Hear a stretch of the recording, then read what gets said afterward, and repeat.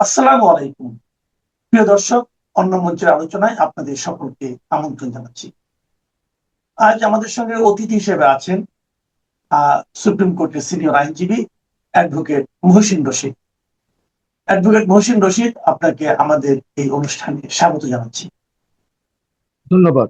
সবার জন্য রইল আমার শুভেচ্ছা। অ্যাডভোকেট রশিদ, একটা জিনিস আমি মানে আপনি তো অনেক জায়গায় কথা বলেন এবং খুব স্ট্রেট ফরওয়ার্ড বলেন, এবং আমারও একটা বদনাম আছে, আমিও খুব মানে ঠোঁটকাটা টাইপের কথাবার্তা বলি। তো আপনার কাছে সরাসরি জানতে চাচ্ছি আমি আসলে, এই যে একটা সরকারের 6 মাস চলে গেল, ও জি। কেমন বুঝছেন আপনি? আপনি কি প্রত্যাশা করেছেন, কি পেলেন, এবং সামনে কি দেখছেন? নাম্বার ওয়ান, আমি আহ, মনে করেছিলাম যে এই সরকার অর্থনীতির দিকে তাকাবে, কিছু ভালো কাজ করবে। ইন দ্য সেন্স, আমাদের রেগুলেটরি রিজিম আছে, এইটার দিকে তাকাবে। কিছু জায়গায় আমাদেরকে রেগুলেশন গুলি কমাতে হবে। যেমন স্টক মার্কেট আছে, হেভিলি রেগুলেটেড আছে, মানে এখানে কোনো ভাবে কিছু আপনি করতে পারবেন না, যার জন্য স্টক মার্কেট প্রত্যেক দিন নিচের দিকেই যাচ্ছে, ট্রেডিং অনেক কমে গেছে।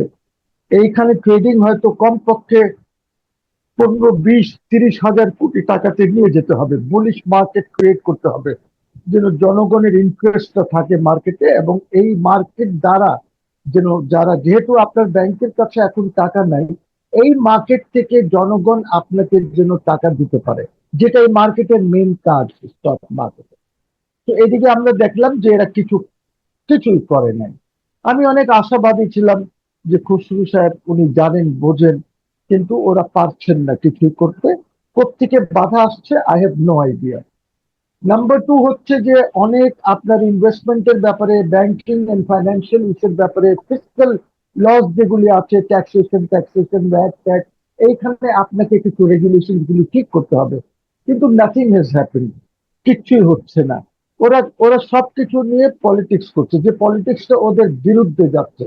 পলিটিক্সটা শুধু একটাই হচ্ছে ওদের এখানে, বিএনপির নেতার পিআর হচ্ছে, এবং উনার ইমেজটা বাড়ানোর চেষ্টা করা হচ্ছে। তো ভাই, যদি আপনি ওনার ইমেজটা বাড়াতে চান, আমার তো কোনো আপত্তি নাই সেটাতে, কিন্তু সরকার তো সরকারের মতন কাজ করবে, উনার ইমেজ উনার দল বাড়াবে।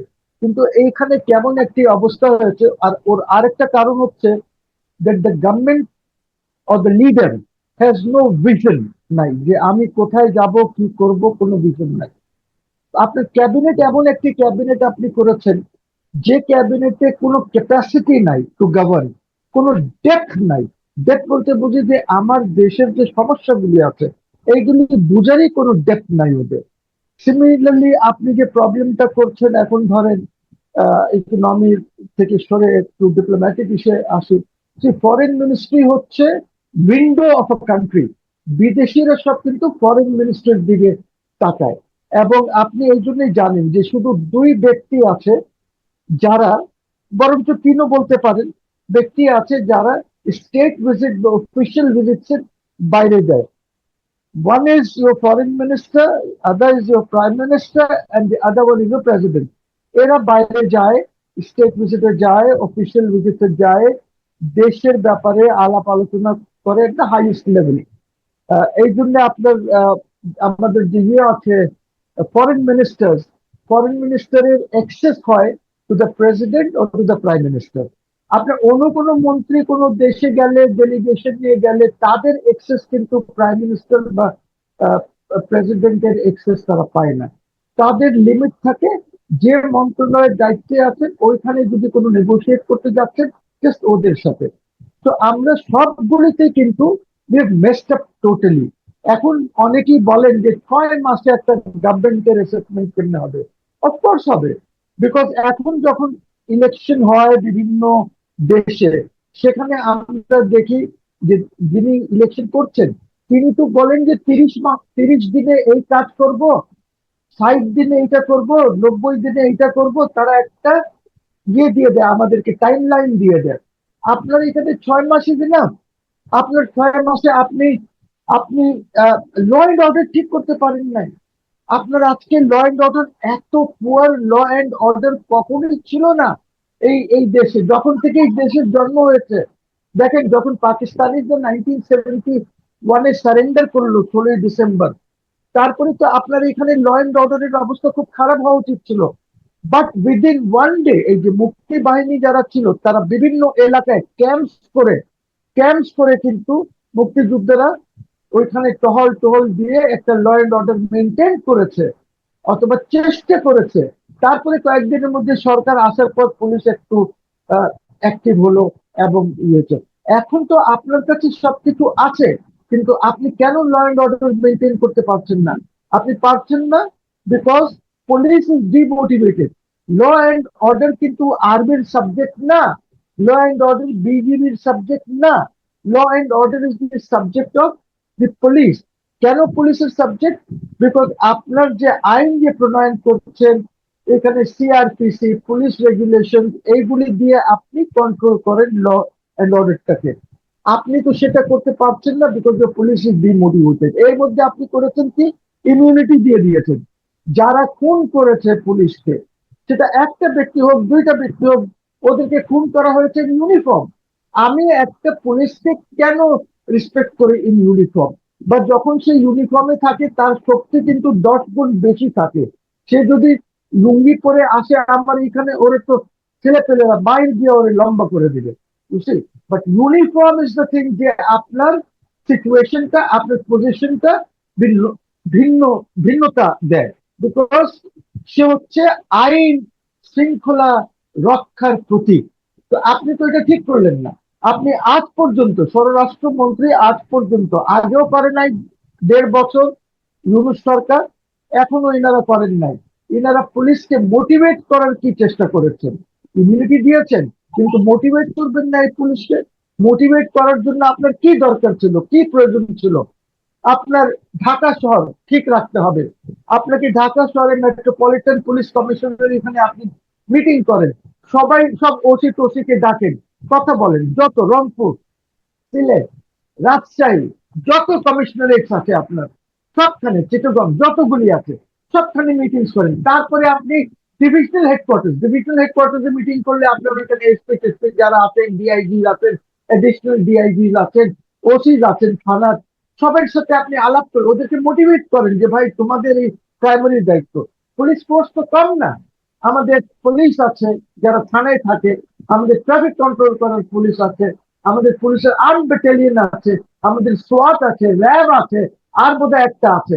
তো এইগুলিকে মোটিভেট করে যদি আপনি ঠিক করে কাজ করার জন্য বলেন, ওরা ইনশাল্লাহ করবে না কেন? ওরা তো এই দেশেরই নাগরিক। এই দেশ তো তারাও ভালোবাসে, পুলিশ ভালোবাসে এই দেশকে, পুলিশের সব সদস্যরা ভালোবাসে। ওরা প্রাণ দিয়েছে এই দেশের জন্য। 1970-তে রাজের বাগে পুলিশ প্রাণ দিয়েছে। তো আপনি এই বিজেপি ওরা প্রাণ দিয়েছে, আপনি এদেরকে মোটিভেট করেন। আপনি মোটিভেট করার জন্য কি একটাও মিটিং করেছেন? একটাও মিটিং করেছেন? প্রাইম মিনিস্টারকেও তো যাওয়া দরকার এইগুলিতে। তো প্রত্যেকটা সেক্টরে we are having a problem.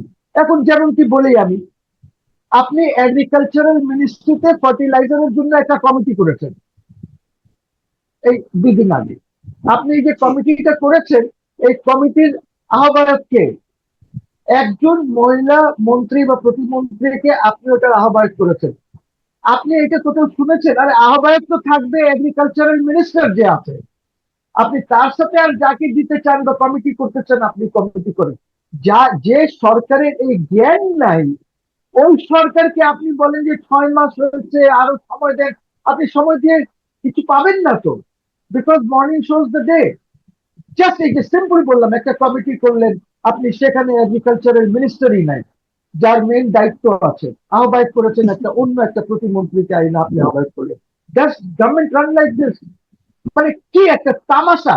এটা নাথিং বাট তামাশা, একটা ইমেচিউরিটি ইন দি গভর্নমেন্ট, যে এই গভর্নমেন্টের থেকে আমি এখন আর কোনো কিছু আশাই করতে পারি না। আপনি দেখেন অন দ্য ডিপ্লোম্যাটিক ফ্রন্ট, চায়নার থেকে কিচ্ছু আনতে পারে নাই।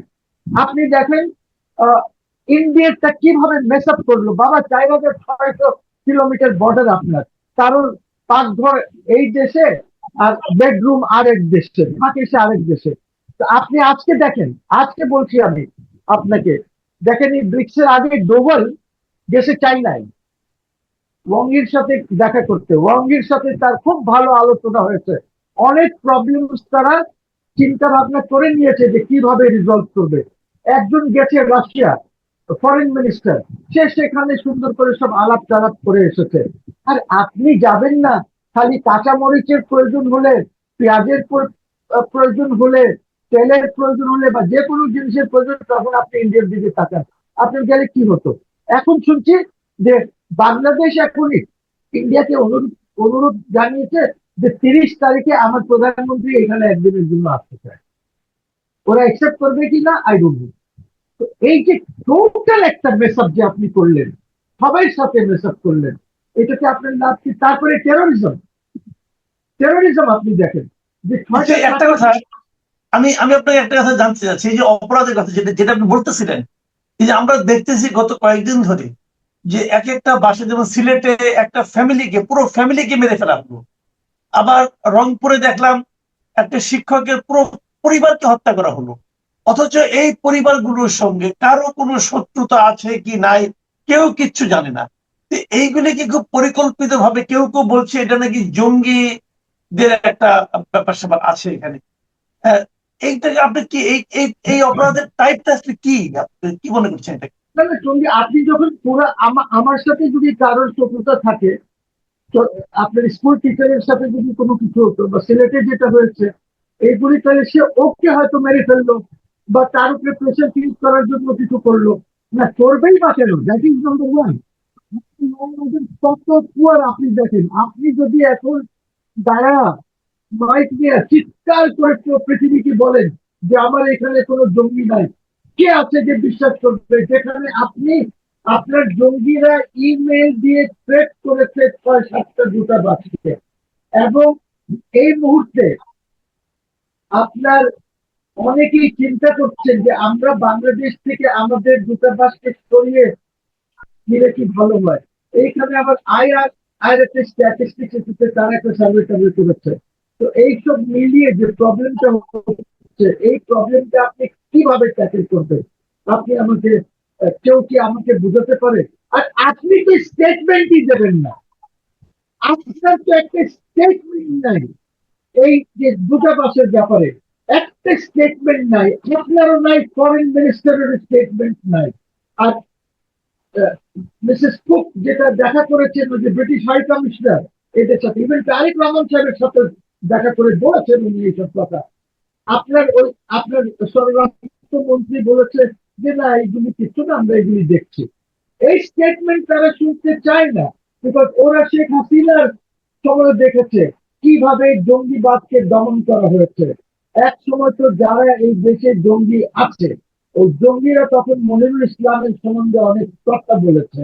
ওই যে এসবির যে চিফ ছিলেন, যে মনিরুল ইসলাম এই জঙ্গি জঙ্গি করে দেশটাকে ডুবিয়ে দিল, ও জঙ্গি অপারেশন করে, ওখানে কোনো জঙ্গি নাই। এখন তো দেখা যাচ্ছে যে জঙ্গি অপারেশন যেগুলি করা হয়েছিল সব ঠিক ছিল, সঠিক ছিল। এই এত জঙ্গি, এখন আপনার দেশকে বলা হচ্ছে হুজি আছে আপনার দেশে, আপনাকে বলা হচ্ছে আল কায়দা আছে, আপনাকে বলা হচ্ছে যে ইসলামিক স্টেট আছে, জঙ্গি। আপনাকে বলা হচ্ছে যে ওই যে পাকিস্তানি জঙ্গিরা, জঙ্গি সংগঠন যারা ইন্ডিয়ার সাথে ইয়ে করে, ওরা আছে নন স্টেট অ্যাক্টর যারা পাকিস্তানে। তো আপনি এইগুলির উত্তর কিভাবে দেবেন? আপনি তো আইসোলেট হয়ে যাচ্ছেন, আপনার দেশ আর রাষ্ট্র আইসোলেট হয়ে যাচ্ছে, টোটালি আইসোলেট হয়ে যাচ্ছে। তো আমাদেরকে তো এই জিনিসগুলি চিন্তা করতে হবে। জি, আরেকটা বিষয় এটা নিয়ে মানে আলোচনা করা হচ্ছে, বেশ গত 2-3 দিন ধরে খুব আলোচনা হচ্ছে। একটা হলো যে আমাদের এই যে পররাষ্ট্র প্রতিমন্ত্রী, ওনার আপনার এই যে দ্বৈত নাগরিকত্ব নিয়ে, এটা নিয়ে যে নাটক ঘটিয়ে হচ্ছে, এটাকে আপনি কিভাবে মূল্যায়ন করবেন? দেখেন, এইটা প্রধানমন্ত্রী খুব ভালো করে জানতেন যে ওনার ব্রিটিশ ন্যাশনালিটি আছে কিনা, এটা যদি সবসময় ওনার সাথে ছিল। ওনার যদি ব্রিটিশ ন্যাশনালিটি না থাকতো, তাহলে সে লেবার পার্টিতে অফিস হোল্ড করেছে কিভাবে একটা এলাকায়? যদি তার এটা না থাকতো, তাহলে সে ইলেকশন কিভাবে কন্টেস্ট করতে গেছে ওইখানে? বুঝি? তো হি হ্যাজ দিস ন্যাশনালিটি ওইখানকার, এবং তার তো ন্যাশনালিটি বাই বার্থ। তার তো কপর 76-79 যখন তার জন্ম হয়েছে, ওই জন্মটা তো তার ইংল্যান্ডেই হয়েছে। তো he is a British national by birth. এবং প্রধানমন্ত্রী এইসব জানেন, এমন না যে উনি জানেন না। এবং এইটারও কিন্তু যখন প্রেস কনফারেন্সে জিজ্ঞেস করা হলো হুমায়ুন কবির সাহেব তখন এইটার উত্তর দেনই নাই, উত্তরই দেন নাই। উনি বলতেন যে নাই, ওনার পক্ষে এসে আরেকজন আছে ল মিনিস্টার আপনার, সে এসে বলছে যে উনি এটা হাউ ক্যান দিস হ্যাপেন? যার ওইখানে প্রপার্টি আছে, যার ব্রিটিশ ন্যাশনাল বাই বার্থ, আপনি কখন রিজেক্ট করলেন আপনার এটা, কখন আপনি বাদ দিলেন? কোন কাগজ আছে? তা তো দেখাই নাই, বিকজ সেটা তো বাদ দেবে না, সেটা বাদ দেবে না। সেটা বাংলাদেশে থাকবে এই ল এন্ড অর্ডার, এই অবস্থায় থাকবে না। Go back to England. বুঝছেন তো? এইটা মিথ্যা কথা বলছে আমার যতটুকু ধারণা, টোটালি মিথ্যা কথা বলছে ল মিনিস্টার, যে সে তার এটা বাদ দিয়ে দিবে, ওকে শুধু বাঁচানোর করে। He is a British national by birth, ওর জন্ম হয়েছে সেখানে। আর ওর এই পড়াশোনা নিয়েও তো অনেক প্রশ্ন আছে, আগেও হয়েছে এই প্রশ্নগুলি উঠেছে। জি। আচ্ছা, আমি আমরা শেষ পর্যায়ে চলে এসেছি। তাহলে আপনি ভবিষ্যতে কি দেখছেন? যদি আপনি যেভাবে বললেন, যদি এদের উপর আপনি আশাই রাখতে না পারেন, তাহলে ভবিষ্যতে আপনি আগামী দিনগুলিতে আপনি মানে কেমন অবস্থা দেখছেন? দেখেন, এইটা যদি যত নিচে গেছে এর চেয়ে বেশি নিচে যদি যায়, তাহলে আমার মনে হয় টু থিংস ক্যান হ্যাপেন। একটা হলো যে এই সরকার নিজেই আর্মিকে হ্যান্ড ওভার করে চলে যাবে। নাম্বার টু, আর্মি নেবে কিনা I have no idea. Number two যেটা হচ্ছে, যে যেভাবে আপনার ব্যবসা বাণিজ্য, জনগণের কষ্ট যেভাবে হচ্ছে, আর্মি তো বসে থাকতে পারে না। বিকজ আর্মির একটি দায়িত্ব হচ্ছে আর্ম ফোর্সেসের ইন্টারনাল সিকিউরিটি প্রোভাইড করা। ইন্টারনালি যদি কোনো প্রবলেম হয়, এক্সটার্নালি যদি কোনো প্রবলেম হয়, তখন তারা দেখবে এগুলি। এবং আমি বলি, আই এম রিমাইন্ডেড অফ বঙ্গবন্ধুর যে বক্তৃতা উনি দিয়েছিলেন ফার্স্ট পাসিং আউট প্যারেড, যেটা বাংলাদেশ মিলিটারির যে ফার্স্ট পাসিং আউট প্যারেড হয়েছিল, সেখানে বঙ্গবন্ধু যে বক্তব্য দিয়েছিলেন, সেখানে উনি বলেছিলেন যে তোমাদের দায়িত্ব হচ্ছে বাংলাদেশের সভরেন্টি, বাংলাদেশ ভিতর থেকে বা বাইরের থেকে যদি কোনো কিছু রেসপন্সিবিলিটি সব দেশেই তাই হয়। এবং আমি মনে করি যে এরকম একটা সিচুয়েশনের দিকে আমরা অগ্রসর হচ্ছি। এর মধ্যে Sheikh Hasina is suppose to come. ওই পরিস্থিতি কোনোভাবেই এরা সাম্বাল দেবে না। বিকজ আমার মতে শেখ হাসিনা যখন আসবেন, তখন উনি সেখানে পুলিশ অ্যাডমিনিস্ট্রেশন আসার আগে নির্দেশ দেবেন যে ওরা কি করবে আর কি করবে না, উনি যখন দেশে আসবেন। তো এইগুলো it's not so easy, situation is a bit grave বাংলাদেশে। লেট আস সি কি হয়। জি, অনেক ধন্যবাদ। অনেক ধন্যবাদ অ্যাডভোকেট মহসিন রশিদ। প্রিয় দর্শক, আপনারা শুনলেন অ্যাডভোকেট মহসিন রশিদের বিশ্লেষণ এবং প্রিডিকশন। উনি বুঝতেই পাচ্ছেন, একটু আমার কাছে মনে হয়েছে হয়তো একটু বেশি ইমোশনাল হয়ে গেছেন। বেশি প্রত্যাশা ছিল বলেই বোধহয় বেশি ইমোশন, আমি জানি না। আমি নিজেও বুঝতে পারছি না সামনে কি আছে আমাদের ভাগ্যে। তারপর আমি আশা করি অ্যাডভোকেট মহসিন রশিদের যে প্রেডিকশন, এটা সত্য না হোক। কারণ আমরা অবশ্যই একটা গণতান্ত্রিক সরকারই চাই। আমরা চাই যে এই সরকারের একটা বোধোদয় ঘটুক এবং তারা বুঝতে শিখুক যে তাদের উপর জনগণ আসলে কি বলছে, কি ভাবছে তাদেরকে। আপনারা ভালো থাকবেন, আগামীতে আবার কথা হবে। এখন এ পর্যন্ত, আল্লাহ হাফিজ।